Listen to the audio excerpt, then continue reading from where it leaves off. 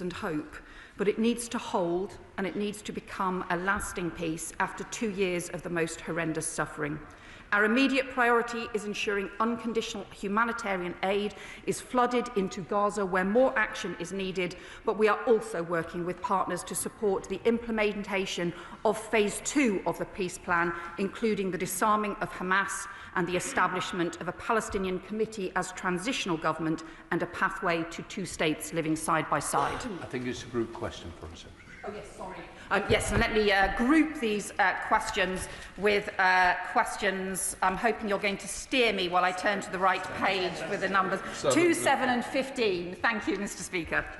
Jacob Cole. Mr. Speaker, we're grateful for the United States in its coordination, and this must not be a temporary peace that fades away. The ceasefire, as she says, remains fragile, with both sides accused of violations, and fighting on the occupied West Bank continues. So can my right honourable friend assure the House that the UK will continue to play an active role in supporting the peace plan and holding all parties to its commitments? Secretary. My honourable friend is right. Given the horrendous suffering that we've seen over the last 2 years, we need to ensure that the ceasefire holds. Part of that involves getting the humanitarian aid into Gaza. We are urging more crossings to be opened, and we are urging restrictions on humanitarian aid to be lifted. And we are also working on some of the crucial next steps in conjunction with the US, with Arab states, with many other states who have been involved in supporting this ceasefire, including disarmament of Hamas and including the development of new governance arrangements. Thank you, Mr. Speaker. Despite the much welcomed peace plan, we have already seen breaches in the form of Israeli airstrikes, with life-saving supplies being restricted from entering Gaza. So what are we doing to ensure that sufficient humanitarian aid can go through to end the famine swiftly, and that the Israeli leadership is held accountable for violations of international law, so that we can finally see an end to this conflict with no more innocent Palestinian or Israeli lives being lost? Foreign Secretary. Well, it is important that all sides hold to the ceasefire and implement all of the steps that have been committed to as part of President Trump's 20-point peace plan. That does involve getting the humanitarian aid in place, and it also involves maintaining the ceasefire. We are working with the US and with other countries to seek to support an effective monitoring arrangement so that there can be a proper process involved to ensure that all sides hold to the ceasefire and that there is a proper process in place to keep moving forward. Nadia Witt. Thank you, Mr. Speaker. Over 2 weeks into the ceasefire in Gaza, Israeli forces are still killing Palestinians. Many are being shot at as they attempt to return to their homes near a yellow line marked by Israel, a line that Israeli media is increasingly calling a new border. What will the government do to ensure that this supposedly temporary yellow line does not become a permanent border and effectively cut Gaza in half? Foreign Secretary. Well, we have been clear that not only can we not divide Gaza, but this has to be part of the journey to a 2-state solution, which includes Gaza and East Jerusalem and the West Bank, because that is the only way that we will get a just and lasting peace. Of course, there are transition arrangements set out as part of the 20-point plan, but it's really crucial that not only do we maintain this ceasefire agreement, the first phase, but that we keep making progress on the rest of the points in the 20-point plan and the second phase as well. Bob Blackman. Thank you, Mr. Speaker. Thankfully, the living hostages have been returned to receive medical attention and back to their families. But very sadly, the bodies of the deceased hostages have not all been returned. And that is a key element in this ceasefire treaty. So what action is the Foreign Secretary taking to make sure that Israel is supported, and if necessary, that the Palestinians are supported, to identify the bodies of the deceased hostages and returned so that closure can happen for those families? Foreign Secretary. The honourable member makes an immensely important point, and all of us will have seen the incredibly moving scenes of hostages returning after the most horrendous captivity and being returned to their families. But those who have lost loved ones, whose loved ones were taken in that barbaric terrorist attack on October the 7th, and are still waiting to have their remains returned. I have spoken to families whose loved ones were lost and who have had the remains returned, but I know still how difficult this is and how people need to be able to grieve and to be able to pay tribute to their loved ones. We are continuing to press for all of the hostage remains to be released, and also we have offered support, for example, demining capabilities where, for example, there are concerns about ordinances that might prevent the recovery of remains. Foreign. Thank you, Mr. Speaker. How will the United Kingdom help to ensure that the Gaza peace plan includes measures to restore access to clean and plentiful water? The main source of fresh water in Gaza is the coastal aquifer, which is contaminated by seawater, sewage and chemicals. Up to 97% of Gaza's tap water is unfit for human consumption. Surely she will agree there can be no just peace amidst thirst and squalor. Yeah.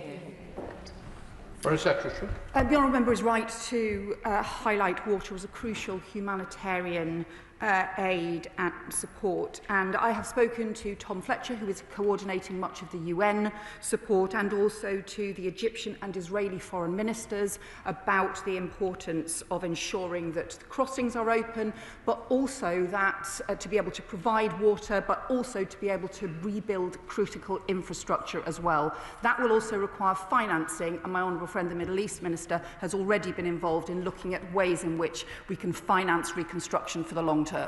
Jim Shannon. Speaker, can I thank the Minister very much for her response, Minister. The peace plan can only succeed if Hamas are not part of that. Hamas need to return the dead hostages to their families. They need to ensure they're disarmed, and they need to make sure that they're not carrying out summary executions of fellow Gazians as they are doing. Can I ask the Minister this question? If it's going to have a peace plan that lasts, then take Hamas out, remove them from the situation, and we can have peace. Well, the honourable member will know that I have always described Hamas as a barbaric terrorist organisation. That remains the case, and it's why it's been so crucial that we've seen the Arab League also condemn and reject Hamas, and to join us and other countries from across the world in being clear that Hamas can play no role in the future governance of Gaza or the future governance of Palestine. It's why the UK has particularly been offering support on the decommissioning of weapons and the disarming of Hamas. That is a crucial part of the peace process so that Palestinians and Israelis can live in peace and security. The Foreign Secretary, Deputy Patel. The Foreign Secretary will know that we continue to see Hamas terrorise the people of Gaza, carrying out summary executions and depriving people of aid. Terrorist tunnels and their infrastructure still remains in place. So what role is she playing in terms of negotiations and dialogue around the elimination of Hamas? What is the government's view on how the International Stabilisation Force will operate? And will the UK be playing a role in the Board of Peace alongside her former leader and friend, Tony Blair? So the Shadow Foreign Secretary is right to highlight the importance of the disarmament, the decommissioning of Hamas, needing to involve tunnels as well as weapons and the entire infrastructure of terror that was built up over many years. That is why the UK has been proposing different ways in which we can help in the process of decommissioning and disarming Hamas, using expertise that the UK has built up over very many years. That will be a central part of maintaining this peace process for a just and lasting peace. She will know too that there are further discussions underway about what the governance processes need to be for the Palestinian Committee and also for the Board of Peace that were identified as part of President Trump's 20-point plan. Those further details are still being negotiated, but we are clear, whatever the arrangements, we will continue to play a crucial role in supporting this peace process. Miller, Liberal Democrat spokesperson. Thank you, Mr. Speaker. And may I echo the Foreign Secretary's words about Hurricane Melissa and our shared concern for the people of that island and British citizens on it. At this hopeful but fragile moment for Gaza, all sides must fulfil their ceasefire obligations, including Hamas returning the remaining hostages' bodies and Israel reopening all aid routes into the Strip. We must also preserve the conditions for a two-state solution, and this Gaza peace plan is not sufficient to deliver a lasting peace between two viable and secure states. Last week, the Knesset voted in favour of annexing the West Bank, a move which would undermine Palestinians' right to self-determination.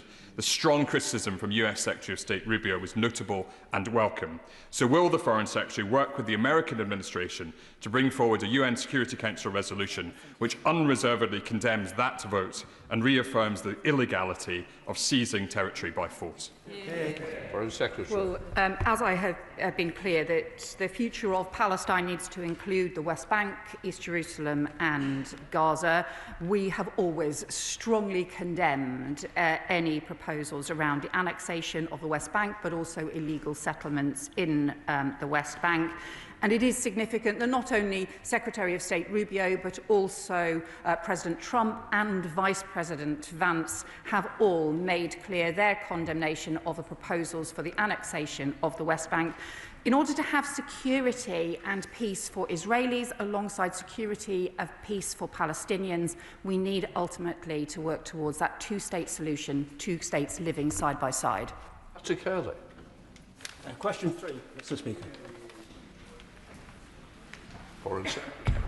Thank you, Mr. Speaker. On Friday, I welcomed President Zelensky and the coalition of the willing to the Foreign Office to a meeting chaired by the Prime Minister to demonstrate our continued support for Ukraine in the face of Russian aggression.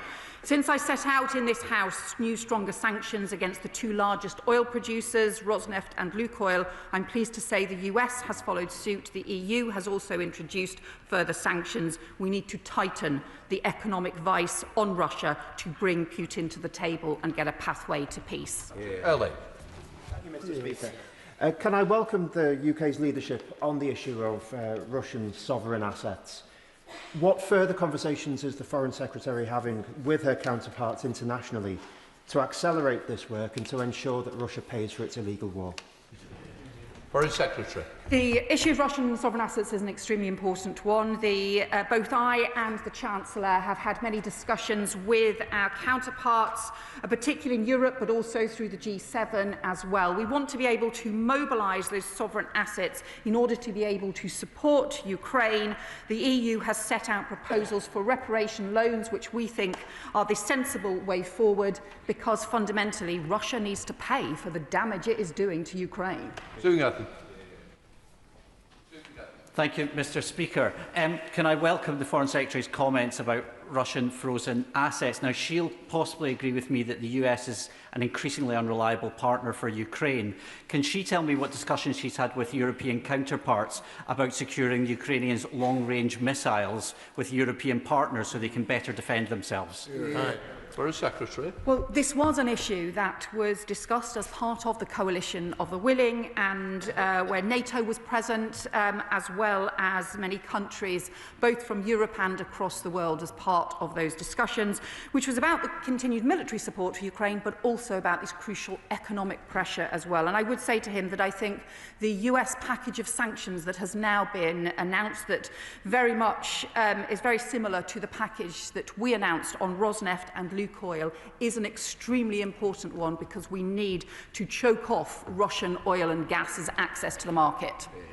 Let Committee Member Thornbury. Thank you very much, Mr. Speaker. I'm really pleased to see the Foreign Secretary writing in the Times yesterday about now is the time for international action to use Russian frozen assets to support Ukraine. The trouble is that over the last 3 years, 8 months, 4 days, there has been a lot of talk about using these assets, and nothing has happened. I know that the Foreign Secretary knows the last thing that Ukraine needs is warm words. We need to have action, particularly against a background of the Russians renewing their bombing campaign against civilians in the cities. So the question is, if there is going to be a plan, when is it going to happen? When will this considerable sum of money be able to be used to rearm and rebuild Ukraine? Secretary. Well, can I also echo my right honourable friend's comments about the civilian attacks that we have seen, including the most horrendous attack on a kindergarten in Ukraine as well. But she is right that we need to ensure that these assets are mobilised. Obviously, a lot of this needs to be done in conjunction with the EU, where many of the assets are currently held. The EU has had a series of discussions and has made significant progress with the work done by the EU Commission, but also many of the other individual nations that are pressing now to go further. We are working closely with them to do so. We need to get this investment mobilised to support Ukraine. Ford. Mr. Speaker, the US President was willing to meet with the Russian President in Budapest, in spite of the fact that we gave assurances in Budapest in that 1994 memorandum, and they have since been ignored. While that meeting won't now go ahead, could the Foreign Secretary share the latest thinking in government about future security guarantees for Ukraine?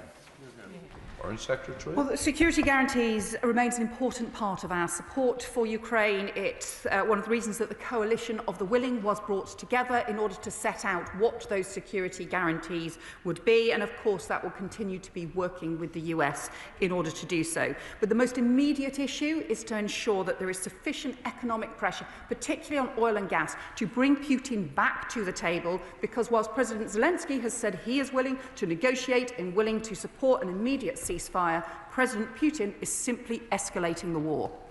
Minister Wendell.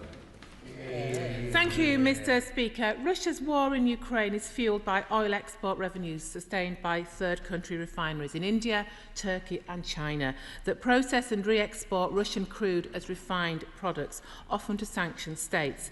These countries are fuelling Putin's war chest. Last month, President Trump called on Turkey to halt Russian oil imports.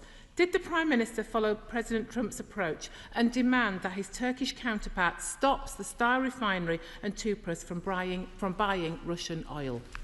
Well, I can say to her that we have these discussions with countries right across the world, urging them to support either sanctions or to reduce their dependence on Russian oil and gas, to reduce those imports and to help us in choking the supply of oil and gas from Russia off the market. And that is why we have also begun now to sanction refineries, designated refineries, not just in Russia itself, but across the world. Number 4, sir. Front bench. Foreign Secretary. Mr. Speaker, the former Foreign Secretary set out to Parliament earlier this year the full spectrum of threats posed by China, including espionage, cyber attacks, transnational repression and support for Russia. We challenged China robustly in relation to all of those threats. China is also our third largest trading partner and a country we need to work intensely with on international issues like climate change. That is why we need to challenge China on security and to compete and cooperate on economic and global affairs. Thank you, Mr. Speaker. The Foreign Secretary, in her former role, wrote to the Planning Inspectorate raising no objections about the Chinese super embassy application. She didn't mention any concerns about the secret basements, or some people describe them as dungeons, on the application, and she raised no objection about the proximity of the application to key data cables in the City of London. In her new role, does the Foreign Secretary now regret her previous lack of action? Well, the honourable member will know that the government takes action to ensure that security measures are in place, and we do so through a series of different routes, and he will also know that the planning process is independent and will follow its course. Thank you, Mr. Speaker. When it comes to the UK's relations with China, it is not a simple binary choice between national security and growth. National security must always be our non-negotiable red line, but subject to that, does the Foreign Secretary agree that where there are specific sectors where economic engagement with China promotes growth, that we should be open to it? Foreign Secretary. Well, my honourable friend is right that we already have substantial trade with China and also investment both from the UK and from China, and we have always been a trading nation that works and trades with countries right across the globe. But he is also right that national security must always be the first priority, and that is why wherever there are national security threats, we take them immensely seriously and will always challenge China on those. Then Priti Patel, Shadow Foreign Secretary. Speaking of challenging China, will the Foreign Secretary comment on the recent threats made by the Chinese government towards Britain over the embassy application, the spy case and Taiwan? And can she tell the House whether any meetings with the Chinese government, British ministers, Jonathan Powell or other officials have discussed the now collapsed spy case? Has China at any point requested this case to be dropped? And will she now apologise for backing the embassy application? Foreign Secretary. For the Shadow Foreign Secretary has perhaps forgotten the position that her government has previously taken on a range of issues towards China. But let's be clear, we have made clear that the planning process in the UK is independent. It has to go through the normal planning processes as is appropriate. We also ensure that security measures are always taken immensely seriously, and we have a range of different ways to do so. In terms of the China case that she has referred to, I remain extremely frustrated about the collapse of this case, and my view remains that this kind of activity that was alleged in this case should face the full force of the law. That's why I supported the strengthening and updating of the law in this area to make prosecutions easier. It is a shame that her party took so long to do it. Dr Alpington. Right, Mr. Speaker. Minister. Well, thank you, Mr. Speaker. And it was fantastic to visit Gibraltar recently for National Day and also to have met recently with the EU and Spanish counterparts. The agreement reached between the UK and the EU in June was very welcome. It's very significant, and it will mean jobs, investment, stability, not just for Gibraltar, but indeed across the whole region. And all parties have agreed to work together to finalise the treaty text and ratify the agreement as quickly as possible. And I'll update the House in due course. Dr Alpington. Thank you, Mr. Speaker. Like the Minister, I had the pleasure of being in Gibraltar earlier this summer at the invitation of the Government, and I draw the House to my register of interest. And I saw for myself the vital necessity in this deal to secure the economy and the social fabric of Gibraltar, and in particular the movement of 15,000 people across the Spain-Gibraltar frontier every day. Can the Minister commit to bring this treaty to the House at the first possible opportunity so that this House can have the fullest possible scrutiny of the details? Minister. Well, I absolutely can do so, and he mentions the challenges that have existed at the board. I've been stuck in those queues as well, Mr. Speaker. You may have been as well, and this deal is going to mean an end to that and a new positive relationship, and very much is going to be positive for the economy and all the people of Gibraltar. We will bring the treaty as soon as possible, as soon as it's finalised. It will go through its normal processes, and Parliament, of course, be able to debate the terms of the treaty if it wishes. Amanda Martin. Thank you, Mr. Speaker, and I draw the House's attention to my register of interest. Mr. Speaker, it was an honour to welcome Gibraltar's First Minister to last week's Gibraltar All-Party Parliamentary Group AGM, and as a cross-party we wholeheartedly welcome the treaty. But can the Minister assure me that the treaty will ensure economic benefits for Gibraltarians and an increase in the prospect for tourism? Well, I indeed absolutely can assure her, and I want to thank her for her work and indeed the work of the whole APPG and indeed the cross-party work that goes on in support of Gibraltar. And I know, of course, this is a deal that is firmly backed by the Chief Minister of Gibraltar and his government, and is going to bring important benefits for the economy, for jobs, for the people of Gibraltar, and as she mentions, in tourism. We might be able to see now more flights coming into the Gibraltar airport from elsewhere in Europe. That's going to be very positive, I think, for Gibraltar and for the region. Andrew George. Mr. Speaker. The UK's commitment to a two-state solution remains steadfast. The UK has provided £116 million of aid to the Palestinian people this year. I was proud that on the 21st of September, the Prime Minister announced the UK recognition of the State of Palestine. That was to protect the viability of the two-state solution and support a path towards lasting peace. Meanwhile, the UK government is continuing to provide technical and financial support to the Palestinian Authority as it builds a viable and effective state of Palestine. In July, we announced £7 million in technical support to strengthen governance, accountability and civic space in Palestine, and both I and the Foreign Secretary remain in touch with our Palestinian counterparts. Andrew George.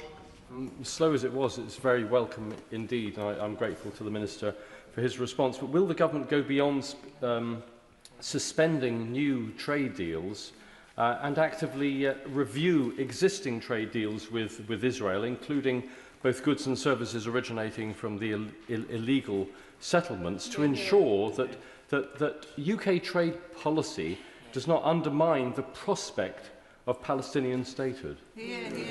Minister.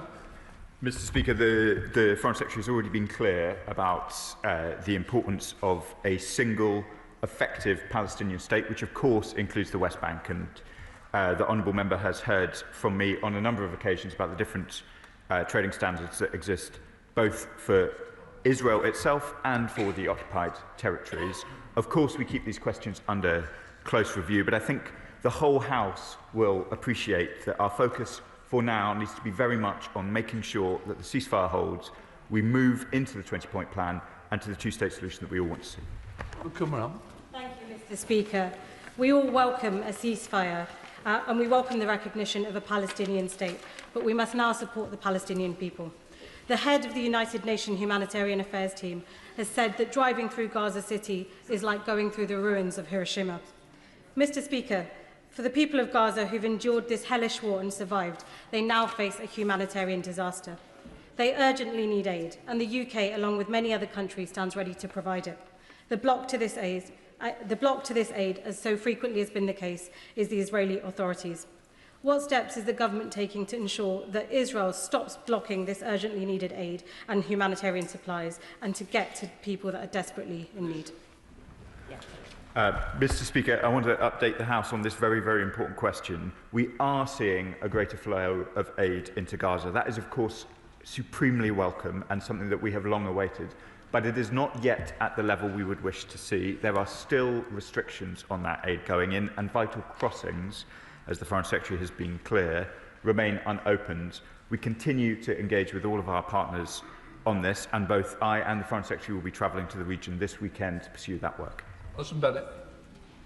Question 8, Mr. Speaker. Mr. Speaker, the continued erosion of democratic rights and freedoms in Hong Kong is deeply concerning. Last week, the Foreign Secretary submitted to this House the government's latest 6-monthly report on Hong Kong, which details how national security legislation is diminishing Hong Kong's political autonomy. The government will continue to champion the rights and freedoms of the people of Hong Kong. Bennett. Thank you, Mr. Speaker. A constituent of mine who now lives in Haywards Heath came to the UK from Hong Kong under the British National Overseas Visa route after the deterioration of human rights there left her and her daughter with no choice but to seek safety. She is now deeply anxious about reports that the qualifying period for settlement and citizenship may be extended. I think the whole House can agree that the human rights violations in Hong Kong are abhorrent. So what representations has the Minister made to her Chinese counterparts? And can she explain how she will protect BNO visa holders who have made their home in the UK? Minister.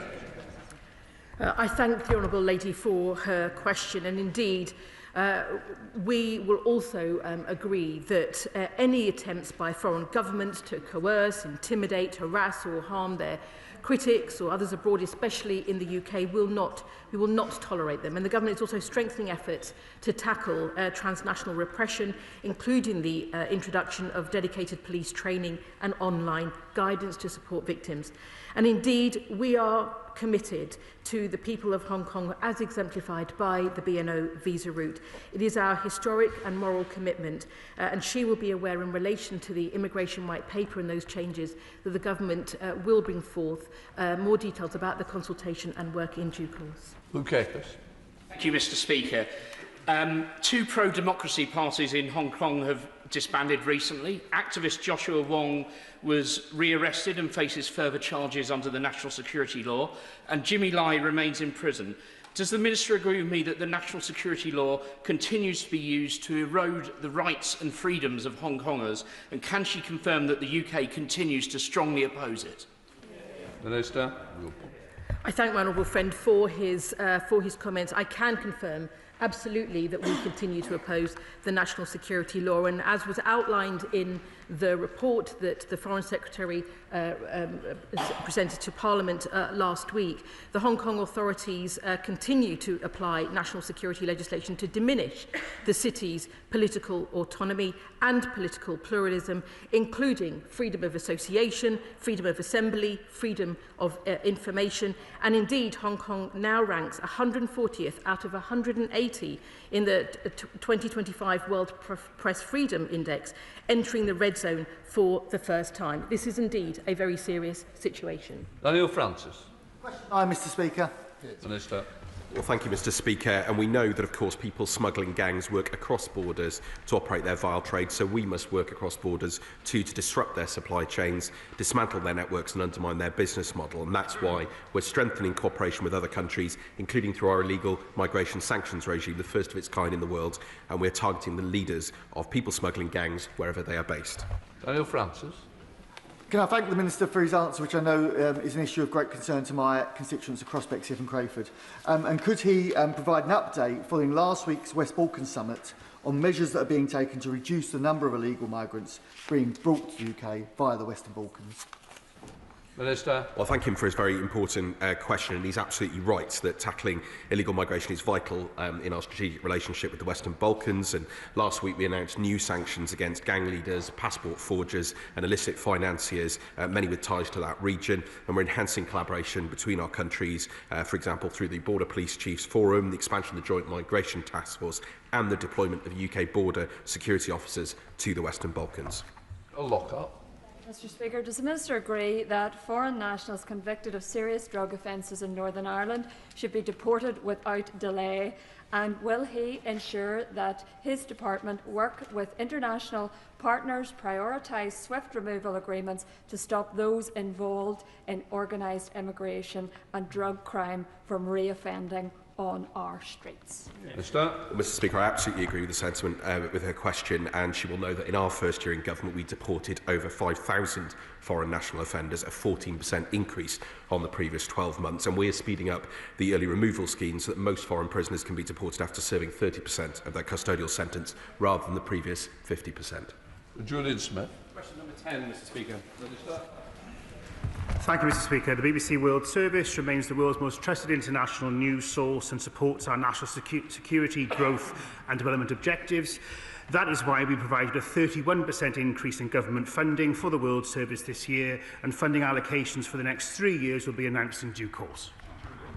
There's been an excellent report by the Institute for Global Prosperity and Creative Power about the sheer impact of the World Service, reaching 320 million people globally, trusted by 75%, and in a key market for the government, India, 75 million people listening or watching the BBC. Could he confirm the structures within government to how it's going to maximise the opportunity of the World Service, one of our best soft power assets, and the best way we can have conversations with the rest of the world? Minister. Thank you, Mr. Speaker. I thank the right honourable gentleman for his question. The government agree with him wholeheartedly that the BBC World Service is one of our strongest areas of soft power. He will be aware that the Charter Review starts next year, and we think that's one of the best ways in which we can work towards the funding streams. We are now working with the BBC World Service on ways in which they can innovate to ensure that they are reaching even further into being the most trusted news network around the globe. David Hamilton. Thank you, Mr. Speaker. I recently met with senior journalists who are exiled from Russia following Putin's clampdown on any form of free, trustworthy media. Despite these huge challenges, they're still providing vital and accurate reporting for all those in the region who need it most. Will the Minister commit to sustainable funding guarantees for our soft power and continue to support these courageous journalists who are forced to move countries and are often threatened by rogue states? Minister. I agree with my honourable friend in terms of the work of the BBC World Service, and we are actually working with the BBC. I'm due to visit shortly Broadcasting House to see the work they're doing firsthand, particularly on the innovative work they're doing to deliver and develop on their funding programmes, and that will form part of the Charter Review, in particular in response to Russian interference around the world's media. And I echo his support for the journalists who work in the World Service who do so much to expose what is happening globally, particularly around conflict. All Levis. Question number 11, Mr. Speaker. Minister. With permission, Mr. Speaker, I'll answer questions 11 and 16 together. Alongside our international partners, the UK is working to get aid into Gaza at the scale that is needed to ease the desperate humanitarian crisis that is taking place. In recent days, the Foreign Secretary has spoken with Tom Fletcher of the United Nations, Egyptian Foreign Minister Abdelati, and Israeli Foreign Minister Saar about the importance of opening more crossings and removing all restrictions on aid. We are ready to play our full part in providing that aid. We've announced £74 million of humanitarian funding already this year, including £20 million announced at the Peace Summit in Egypt. Davies. Thank you, Mr. Speaker. I fully support the Minister in welcoming the US brokered ceasefire, which has enabled the delivery of much-needed humanitarian aid into Gaza. As the Minister is aware, the UN and its partners have significantly scaled up their operations, providing essential supplies such as food, water, medical aid and fuel. However, given the border closures and ongoing political tensions continue to obstruct the flow of assistance, may I ask the Minister what steps is the government taking to ensure unimpeded humanitarian access and to prevent aid from being used as a tool of political leverage? Mr. Speaker, my honourable friend is absolutely right. Following the US-led ceasefire agreement and the UN's work, more trucks are starting to cross the border, but it needs to be much more rapidly scaled up, and indeed we need to see the Rafah crossing in particular fully opened. Alongside other aid routes, we need international NGOs in and able to operate in Gaza unimpeded. Civilians in Gaza can't wait. Thank you, Mr. Speaker. The Norwegian Refugee Council says that between the 10th and 21st of October, 99 requests by international NGOs to deliver aid into Gaza were rejected by Israel on the grounds that these organisations are not authorised to deliver humanitarian aid into Gaza. Yet these are trusted agencies which have operated there for decades. So can the Minister tell the people of Gaza, who are living in makeshift shelters, hungry and thirsty, what the UK government is actually doing to compel the Israeli authorities to immediately allow aid deliveries into Gaza? Minister. Mr. Speaker, we need to see the agreement implemented in full. The Foreign Secretary has raised this particular case with the Foreign Minister of Israel. We will continue to press for the full flow of aid that needs to go in. The honourable member rightly asked me what I say to the people of Gaza. We understand the urgency. We understand the aid needs to be in there now. We will continue to press these points, both on the phone and when we go to the region this weekend, both of us. Jack Rankin. Number 12, please, sir. Well, thank you, Mr. Speaker. And we have secured a deal that will protect the operation of the UK-US base on Diego Garcia well into next century. And the payments made under the deal will be split between the Foreign Office and the Ministry of Defence and published in the annual accounts of each department. In what proportion? Mr. Speaker, as I've said, those will be published in the annual accounts of each department. Well, standing right. Shadow Minister Andrew Rosenthal. Thank you, Mr. Speaker. Last week, Labour voted against our amendment to give the House of Commons a say on the government's reckless decision to surrender £35 billion of taxpayers' hard-earned money to Mauritius for the privilege of giving away our own sovereign territory. But we still have no certainty from the government about the fate of the vital Diego Garcia base after the 99-year period. So, what is stopping Mauritius from demanding billions more if the UK wishes to extend the use of Diego Garcia for another 40 years? But, Mr. Speaker, wouldn't it be more sensible to save the money, ditch the surrender deal and keep the Chagos Islands British? Minister.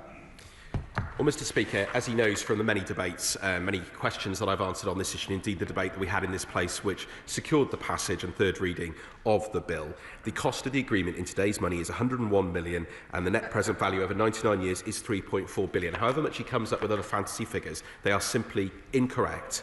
And these are verified by the Government Actuary Department. And if you want to talk about spending and value, I will not apologise for spending on our national security and keeping this country and our allies safe. And for comparison, Mr. Speaker, he might like to reflect on the fact that the annual payment is 20% less than the cost of the festival of Brexit.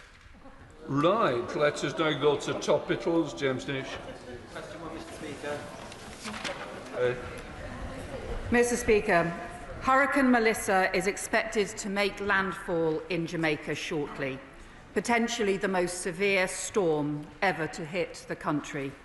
Sadly, 7 people have already reportedly lost their lives across the region, and thousands are in shelters now as they wait the storm's arrivals.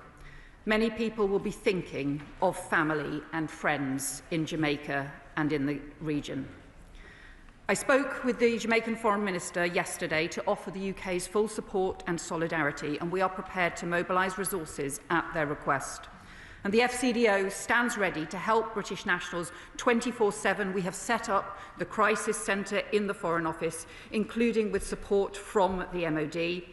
And we are also positioning specialist rapid deployment teams to provide consular assistance to British nationals in the region. Any British nationals who are there should follow our travel advice and the advice of the Jamaican authorities. We're closely monitoring the hurricane's path. Melissa is forecast to impact Cuba next, and potentially the Turks and Caicos Islands and the Bahamas. Ministers have spoken with the governors of the overseas territories in the region, and we hope that these islands are spared significant damage. The UK government is also preparing to deliver humanitarian assistance to affected areas with a focus on meeting the immediate needs of those who are most vulnerable, and we send the people of Jamaica our support and solidarity today. James Nish. Thank you, Mr. Speaker, and I thank the Foreign Secretary for that update on Jamaica and the diligence of the FCDO in preparing for events there. Tomorrow I'm hosting Hong Kong Watch in Parliament as it releases its latest report on the erosion of Hong Kong's autonomy. The report highlights how Beijing has increasingly sought to dismantle Hong Kong's autonomy while also exploiting the privileges of its special status. This is increasingly having an impact on business operations in Hong Kong and is something that is well understood by the government but is yet to be fully recognised, including in last week's FCDO 6-monthly report. Can the Minister confirm whether the UK will consider additional steps to push back against these violations of China's international treaty obligation? Order. Can you just help me to help everybody else try and get in? It is topical, so we've got to be short and punchy. Foreign Secretary. We strongly condemn China's non-compliance with the joint declaration in the latest 6-monthly report which has been published, which details the continued deterioration of rights and freedoms in Hong Kong. We have continually pressed to China to uphold the rights of Hong Kongers, and their non-compliance is one of the reasons we remain steadfastly committed to the BNO visa route. Foreign Secretary Dame Priti-Patel. Hayat Tahrir al-Sham, HTS, traces its roots back to the barbaric terrorism of al-Qaeda, including terrible death and destruction and harm to our allies. Can the Foreign Secretary explain to the House why her government has deprescribed HTS, and does she believe that they're no longer a terrorist threat to the world?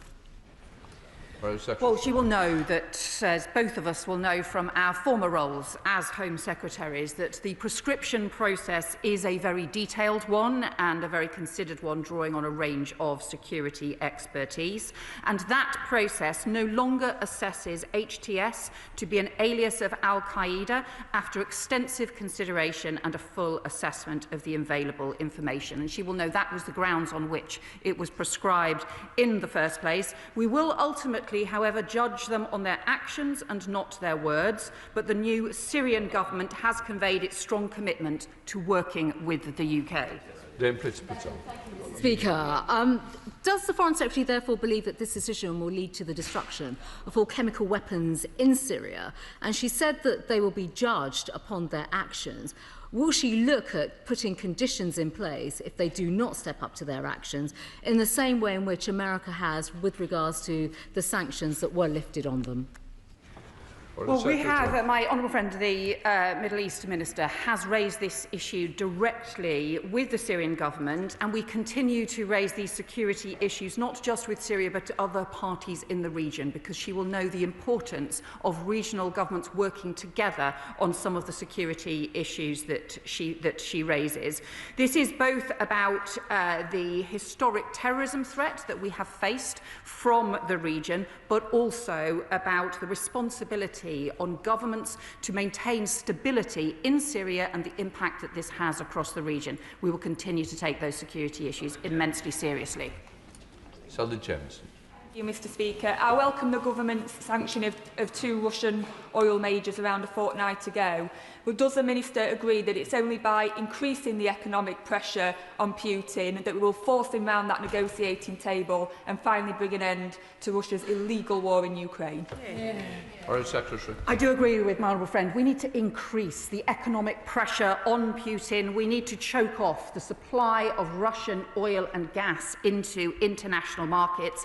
Our sanctions, our package of sanctions, including on the 2 biggest Russian oil producers, goes a substantial step forward. It is really welcome that other countries, including the US, are now doing the same. It is only through international action we will have the impact. Democrat spokesperson. Mr. Speaker, in the United States, President Trump continues to use his public power to advance his private financial interests. In the UK, as well as rooting out traitors like Nathan Gill who take funds from our enemies, we must prevent this corrosive cronyism from entering our own politics. I wrote yesterday to the new Ethics and Integrity Commission, calling on it to investigate whether DCMS officials lobbied for Trump's golf courses. I intend to bring a bill to this place which would create enhanced protections against UK ministers and officials lobbying for foreign powers. Will the Secretary of State commit to supporting the principle of this bill? Minister. Well, Mr. Speaker, without seeing what his proposals are, I'm not going to comment on that at this stage. But what I will say is that we do take all evidence of foreign interference in this country very, very seriously. And I work closely with ministers across government, including the Home Office and elsewhere, and my colleague, the Security Minister, to keep these issues under assessment on a regular basis. John Slinger. Thank you, Mr. Speaker. I declare an interest as chair of the APPG for the Kurdistan region in Iraq and led a delegation there. In the 2005 federal Iraqi constitution, agreed in a popular vote, should underpin Kurdish rights, and we were told that Baghdad deliberately withholds salary payments to public employees there. The Foreign Secretary visited Erbil as Home Secretary and knows how important this part of Iraq is to our security.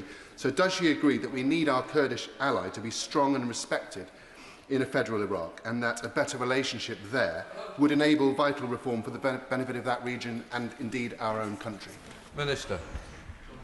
The relationship between Baghdad, Erbil and indeed Sulaymaniyah is of vital importance. I continue to discuss these issues with the Iraqi Foreign Minister and indeed Iraqi Kurdish politicians as well. We'll continue to do so, and I look forward to visiting the region shortly. Thank you. The UN Secretary General has warned that it's now inevitable that we will fail to keep global warming under 1.5 degrees, with a threat of devastating consequences like the loss of the Amazon rainforest and its role in climate regulation. While the Conservatives and Reform continue to sabotage climate action, it's good to know that the Prime Minister will be going to COP30. But will the Foreign Secretary commit to no further cuts to our international aid budget so that we can contribute to the Tropical Forest Funds Forever Fund? Well, Mr. Speaker, she's a passionate advocate on these issues, I know, and we debated these issues just the other day in Westminster Hall. The UK remains committed to providing international climate finance now and in the future, and to playing our part alongside other developed countries and climate finance providers, and we're committed to delivering £11.6 billion in international climate finance by the end of 25-26. Chris Vance. Thank you, Mr. Speaker. Friday was World Polio Day. My constituent in Harlow, former Paralympian Anne Strike, continues to campaign for the eradication of polio. What reassurances can the Minister give me that the UK will continue to be a leading player in that aim? Thank you, Mr. Speaker. I know my honourable friend is a long-standing advocate of polio eradication. The UK is a long-standing supporter of this programme, and we have confirmed a £1.25 billion pledge to Gavi for 2026-30. Other spending, including on the Global Polio Eradication Initiative, is being reviewed as part of the spending review and the order allocation process, which will be decided in due course. Richard Tice. Thank you, Mr. Speaker. As we speak, the Chagosians are in the High Court to try and stop this terrible Chagos surrender deal. Given this government's passion for international human rights, and we all agree how badly they have been treated, will the government finally agree to grant the Chagosians a referendum on this dreadful deal? Minister. Mr. Speaker, I'm not going to comment on legal proceedings, but the honourable gentleman knows full well that this had to be a treaty negotiated between the UK and Mauritius. That's the basis on which it's done, but we absolutely recognise the historic wrongs to the Chagosian people. I've engaged with Chagosian communities on a number of occasions and will continue to do so through our new contact group. Luke Charters. Thank you, Mr. Speaker. I welcome the new package of sanctions on Russian financial institutions, and so does the Minister agree with me that we should stand ready to expand that package of sanctions to stop Russian financial institutions from financing their illegal war in Ukraine? Minister. Well, he will know that we don't comment on future sanctions designations, but he will know that we are absolutely committed, as the Foreign Secretary said, to choking off Russia's war machine and bringing Putin to the table. And that's why our sanctions, alongside others, have denied Russia access to at least $450 billion since February 2022, and that would have funded 2 more years of this illegal and barbarous war. So we won't hesitate to act where we can, and we will work with others in that endeavour. Vicky Slade. I joined CAFOD and my constituents Carl, Harry and Joe on a deadlift challenge. We, and yes, Mr Speaker, that includes me, collectively lifted over 100 tonnes, the equivalent of 5 airplanes to Gaza. But CAFOD also work in the West Bank, where Palestinians are being treated as second-class citizens living under military, not civil law. So what diplomatic actions is the department taking to ensure violence against them ends and improve their rights of the Palestinians while a two-state solution is negotiated? Minister. Mr Speaker, the initiative that the honourable member took with CAFOD rightly highlights the importance of rubble movement in Gaza. It is an enormous logistical challenge. That was one of the reasons why I convened the Gaza Reconstruction Conference in Wilton Park, and she rightly raises the very important questions of rights in the West Bank. We have contributed and will continue to contribute to efforts locally to ensure that those residents in the resident in the West Bank can exercise their rights, and we will continue to raise the wider issues around annexation in the way. Diane Abbott. The Foreign Secretary will be aware that Hurricane Melissa is of huge concern internationally to those who have friends and family on holiday in Jamaica and to those of us of Jamaican heritage here in Britain. Can she give an assurance in what will be the horrific aftermath of Melissa that we will give every possible help and support to the people of Jamaica? I agree with my right honourable friend and the Mother of the House on this. There are 50,000 dual nationals who live in Jamaica, up to 8,000 British citizens who may be travelling there or on holiday there. And we have very strong links between our communities, between the people of Jamaica and the people of Britain. That is why I spoke to the Jamaican Foreign Minister yesterday to offer our solidarity and support. I can tell her that we have not just rapid deployment of consular staff, we also have humanitarian support being pre-positioned in the Caribbean, and we have discussed this in the crisis centre this morning as to what we might be able to deploy on request from the Jamaican government, but we do stand ready to help and respond. Campbell. Thank you, Mr Speaker. Can the Foreign Secretary help with the context of the Middle East conflict, in that I've been endeavouring to try and establish an independent, verifiable number of rocket attacks that were carried out on the 12 months before October 7th, and how many rocket attacks into Israel in the 12 months after October 7, to give some context to what has happened since. Is she able to assist? Minister. Mr Speaker, it's an important question. We have condemned rocket attacks into Israel throughout, both before and after October the 7th. The nature of the rockets from Hamas and PIJ are harder to have a clear and indisputable number, but let me try and assist the honourable member on some of the other rockets. I believe that the Iranian attacks from since October the 7th included 600 rockets, killing 29 Israelis. Houthi attacks, which have targeted Israeli civilians, include 100 ballistic missiles and drones. Thank you, Mr Speaker. I recently met the family of Devinder Singh Tandy, who died in suspicious circumstances in India. And this has obviously been a distressing time for my constituents. And unfortunately, they have struggled to get timely advice and support from the Foreign Office, although I thank the Minister for her recent letter. But will she agree to meet with me to discuss their case and how the department can develop a victims' code to better support families like Mr Tandy's? Minister. I thank my honourable friend for her letter and also for her contribution today, and I'm very happy to meet with her. Seamus Logan. Mr Speaker, last week the Chancellor accepted that Brexit has caused huge damage to the economy. This week, sources suggest the Prime Minister is being advised to go further in his realignment with the European Union, as the OBR are reportedly forecasting a new black hole of around 20 billion. Again, the impact of Brexit on growth. And so I ask, Mr Speaker, is the Foreign Secretary ready to admit that no matter how you try to spin it, Brexit has been an all-out disaster for Scotland and indeed for these islands? Yes. Well, Mr Speaker, we've made no hesitation in exposing the impacts of the botched Brexit deal that the previous government did, and that's exactly why we have reset our relationships with the EU, why we've achieved important agreements at that May summit that we had, and why my colleague, the Minister of the Cabinet Office, myself and others are working to deliver on that deal to ensure benefits for our businesses and consumers and people across this country. The Select Committee, Sarah Champion. Thank you, Mr Speaker. Mr Speaker, members might not be aware, but FCDO have given notice to the Insolvency Service that 1,885 jobs are at risk due to the 25% reduction in workforce that follows along the ODA cuts. This is a massive drop in staff numbers and is bound to have a real impact, particularly on smaller departments like conflict prevention.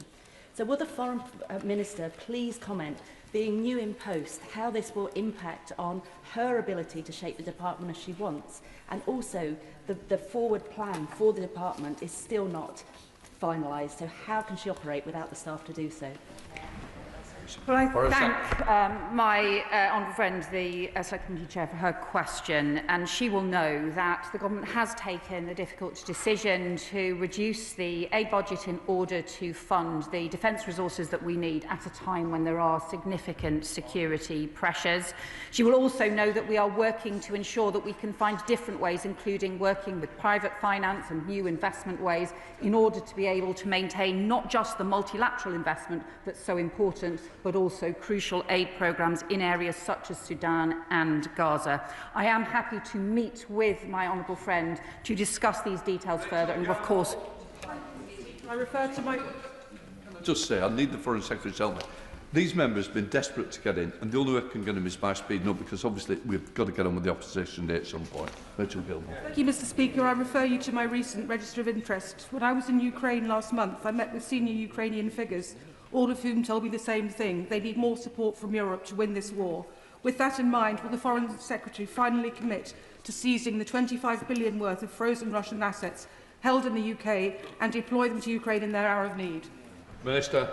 Well, I absolutely agree. We need to get Ukraine every support that they need, and our support is ironclad. That's why we hosted the Coalition of the Willing just on Friday. You'll have heard the Foreign Secretary say that we're working closely with partners to ensure that Russia pays for the damage that it's caused, and we'll find the lawful and most effective ways to do that. Dame Meg Kelly. Thank you, Mr Speaker. Mr Speaker, Karim Anara is an internationally recognised human rights activist who's been subject to a travel ban by Egypt and has been stuck there since 2020. What is the Foreign Office doing, or can it do, to ensure that he is able to come to the UK to join his wife in my constituency? Mr Speaker, I'm familiar with the case. I've met the man in question and indeed her constituent. I'm very happy to meet with her to discuss it further. I'm travelling to Egypt this weekend and will continue to be in these sorts of discussions. Wendy Chamberlain. Spending in Afghanistan inevitably impact women and children disproportionately. They are more likely to be employed by NGOs, forced to make cuts, and also more likely to need assistance. Does the Minister agree we need to ring-fence and protect funding to Afghanistan? Minister. Mr Speaker, we have to be absolutely clear about who is driving the oppression of Afghan women and girls. The Taliban have put further restrictions onto women and girls. They have taken further steps, including restricting the internet, which undermines the viability of Afghanistan's economy at a fundamental level. But I can assure the House that we continue to allocate significant funding, £151 million this year. That is a small decrease from last year, but I want to assure the member who I know, the honourable member, who I know remains very committed to these issues, that we remain very much focused on them, and it is the Taliban who need to bear the significant responsibility. Thank you, Mr Speaker. The British public are under no illusion of how much resources are going to take to have the humanitarian aid in Gaza and the rebuild of Gaza, and they want to play their part. Has the government considered using aid match so that we match the public contribution, £1 versus £1 of government money, to increase the proportion of British aid and rebuilding that can happen in Gaza?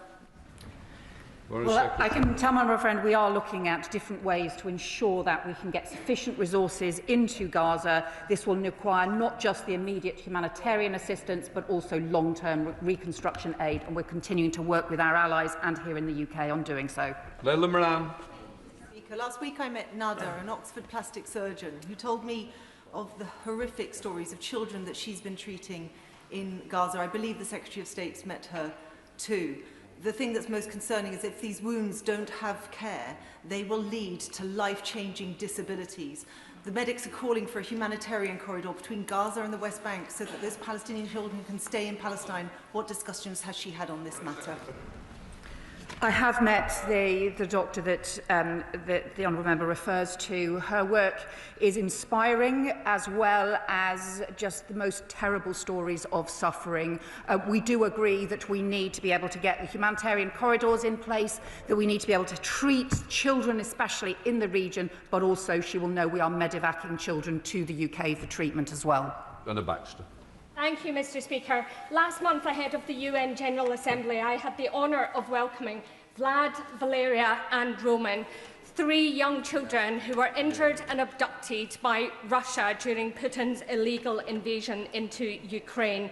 I want to thank you, Mr. Speaker, and my honourable friend, the Minister, for taking time out of your busy days to meet with those children, to hear firsthand the horrors they have been through, but also their inspiring stories. Can the Secretary of State update the House on what discussions were held at the UN General Assembly on the unlawful deportation of Ukrainian children, and what further support is being provided to Ukraine to aid their recovery? Minister. Well, it genuinely was an honour to meet the 3 young people she mentioned, Mr. Speaker. And as she says, their stories are not only shocking, but they're also inspiring in their courage. I can absolutely assure her that we continue to use every forum, including the United Nations, and also in all of our discussions with partners and allies, and particularly commend the First Lady's initiatives on this issue. And we absolutely want to see those young people returned. It's one of the most heinous aspects of Russia's illegal and barbarous war in Ukraine. Rigon. Thank you, Mr. Speaker. The British Council is in dire financial straits. If they disappear, so will the invaluable soft power that they wield. Will the Foreign Secretary commit to meeting with the Chief Executive of the British Council to discuss this as soon as possible? Thank you, Mr. Speaker. I thank Honourable Lady for her question. The British Council plays a crucial role in supporting UK interests around the world, including helping people to learn English, promote the arts and culture. The Foreign Office is providing £160 million in grant aid to the Council this year, which underlines our support. I've already met with the Vice Chair and the Deputy Chief Executive, and I'll be meeting the Chief Executive and the Chair in due course. Dr. Peter Prinsley. Thank you, Mr. Speaker. Mr. Yaxley Lennon, a.k.a. T. Robinson, has been feted in Israel at the invitation of a government minister, whilst the member for Bury St Edmunds and Stowmarket, a.k.a. Dr. Peter Prinsley, has been banned. As a British Jew, a member of the Board of Deputies and a vocal supporter of the Israeli people in Parliament, what does the Secretary of State think can be usefully done to rectify this? Minister. My honourable friend is an incredibly thoughtful, long-standing commentator on these issues. Both him and his family have made a great commitment, a great contribution to UK-Israeli relations.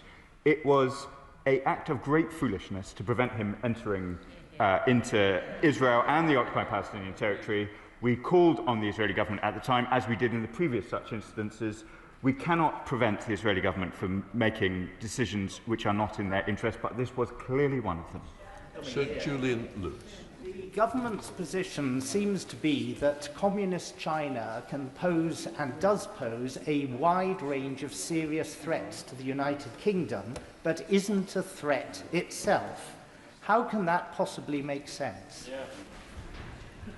Secretary. Well, I think he will have heard me set out very clearly the threats that China poses to our national security, including transnational repression, including support for Russia, including espionage as well. And he will know those range of threats, which is why I think it is deeply frustrating that the prosecution has not taken place. He will also, of course, know that China is a trading partner and we continue to have strong economic relations as well. It is possible for both of those things to be true. Louis Say. Speaker, despite a ceasefire being in place for almost a year, Israeli forces struck UN peacekeepers in southern Lebanon just this weekend. What work is the government doing with the Lebanese government and in particular the Lebanese armed forces to shore up our crucial ally in the region? Minister. Lebanon is a crucial ally, Mr. Speaker. I will be travelling there shortly and I intend to go to the area affected. It is absolutely vital that Lebanon's borders, both in the east and the south, are secure. That is vital for their security as well as ours. Final question, Mark Pritchard. British national Jimmy Lai is currently in a prison in solitary confinement in Hong Kong. He's been there for 5 years. He's 78 years of age. He's in ill health, and his trial will come to an end very, very soon. Ahead of the Apex summit, what representations has the Foreign Secretary made to the White House to ensure that when President Trump meets President Xi, that the case of Jimmy Lai will be raised, as it has been in the last 36 hours, by a cross-party group of 38 US senators? Foreign Secretary. I can tell him we continue to be deeply distressed by this case, continue to make representations and also to discuss this case with the US as well and continue to stay in contact with Jimmy Lai's family. Point of order, John Butler. Mr. Speaker, I'd like to apologise for not taking the direction of the chair yesterday. Can I first of all say I thank the honourable member for a point of order and for an apology. I'd also add that should any member need any advice on the rules and convention of the House, the clerks are always available to assist. Point of order, was it Stephen Flynn? Thank you, Mr. Speaker. Not to apologise on this occasion yet. There is still time. So, well, give it a minute. Give it a minute. At business questions last week, Mr. Speaker, I put to the leader of the House that he affords time for my early day motion in respect of Prince Andrew to be heard. He intimated to me that options are always available to members to pursue. That's why, in due course, I wrote to the Prime Minister seeking clarity that we would get that opportunity. Since then, there's been further revelations with regards to Prince Andrew hosting not just Harvey Weinstein, but indeed the notorious paedophile Jeffrey Epstein at the Royal Lodge in Windsor. There's been suggestions that this House and this Parliament can take action in relation to his succession in line of the throne, and indeed that we may well end up compensating Prince Andrew too should he move out of the Royal Lodge. Can I get guidance from you as to how I solicit an early response from the Prime Minister to my correspondence? We nearly did have an apology. Look, can I first of all say thank you to the honourable member for giving notice of his points of order. As the honourable member be aware, and I know he's aware, I made a statement on Thursday last week at the start of business, providing some clarification on ways in which this House can properly consider the matter. In raising this point of order, the honourable member has placed on record his letter to the Prime Minister and the early day motion tabled in his name. The scheduling of time for debate is not a matter for the Chair. I know the honourable member will continue to seek ways to pursue this issue, and he's already reminded the Treasury bench of what he wishes. I will now leave it there. Let the front bench change over.